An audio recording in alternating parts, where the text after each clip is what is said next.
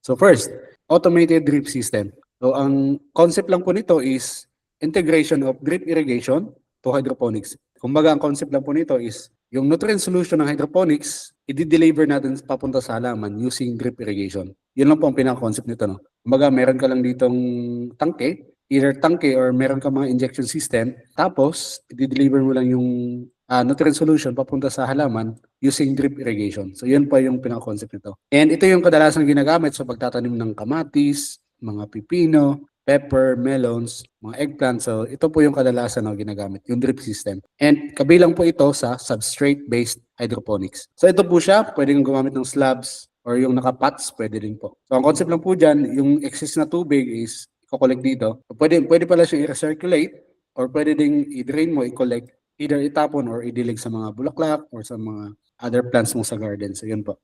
Ito, meron din pong nakapots. Ito po yung sa amin dito sa farm. Picture po to dito sa loob ng farm namin. This is melon. Yan po. And melon and cucumber is almost the same lang yung ano nila, principle and yung nutrient inputs, but magdi-differ lang sila doon sa in terms of pruning, ganun, pollination, may mga differences lang sila sa bagay na yun. But in terms of irrigation setup and nutrients is almost the same lang sila. May konting difference lang.